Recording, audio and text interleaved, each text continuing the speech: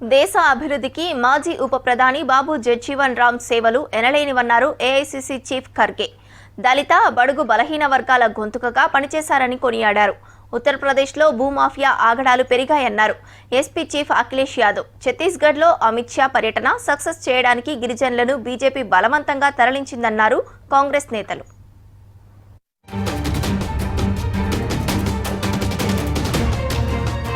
మాజీ ఉప ప్రధాని బాబు జగ్జీవన్ రామ్ జీవితం యువతకు ఆదర్శమన్నారు ఏఐసీసీ చీఫ్ ఖర్గే.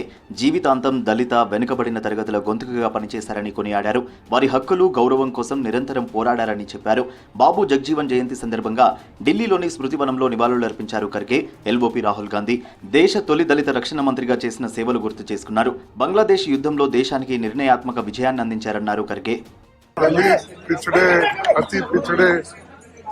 लोगों के लिए ये समर्पित किया।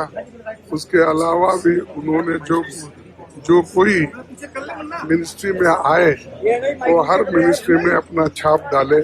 उनका जन्मदिन है तो इसलिए हम उनको श्रद्धा अर्पित करने के लिए यहाँ आए।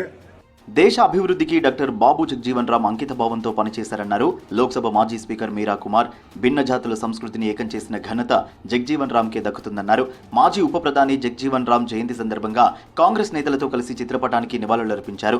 బడుగు బలహీన వర్గాల్లో రాజకీయ చైతన్యం కలిగించేలా అనేక కార్యక్రమాలు చేపట్టారన్నారు మీరా కుమార్. बाबू जी का व्यक्तित्व बहुत महान था और देश के प्रति समर्पित थे और सबसे बड़ी बात है कि ये जो बहुधर्मी देश है और यहाँ पर अनेक प्रकार की संस्कृतियाँ पलती फूलती हैं, उन सबको एक रखने की उनमें क्षमता थी. ये अद्भुत क्षमता है. ఉత్తరప్రదేశ్లో భూమాఫియా ఆగడాలు పెరిగాయన్నారు ఎస్పీ చీఫ్ అఖిలేష్ యాదవ్. అధికార బీజేపీ పార్టీయే అతిపెద్ద భూకబ్జాదారుగా మారిందన్నారు. గోరఖ్పూర్, అయోధ్య, కాన్పూర్, లక్నో రిజిస్ట్రీలను పరిశీలిస్తే అసలు విషయం తెలుస్తుందన్నారు. ప్రభుత్వ భూమి, చెరువుల కబ్జాలు అరికట్టాల్సిన అవసరం ఉందన్నారు. గోరఖ్పూర్లో ప్రజలపై భూమాఫియా కాల్పులను తీవ్రంగా ఖండించారు అఖిలేష్ యాదవ్. सबसे बड़ी भूमाफिया पार्टी अगर कोई है भारतीय जनता पार्टी है. भारतीय जनता पार्टी से ज्यादा जमीन किसी ने नहीं हड़पी.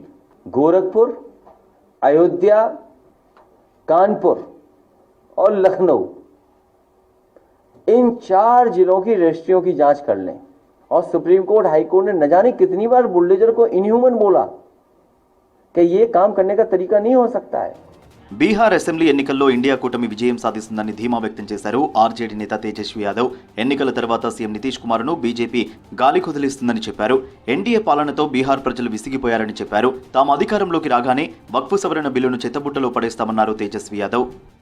जदयू पार्टी की जो स्थिति है, नीतीश कुमार जी के फोटो को हटा करके अब तो नरेंद्र मोदी जी का फोटो लगाया जा रहा है जदयू पार्टी में.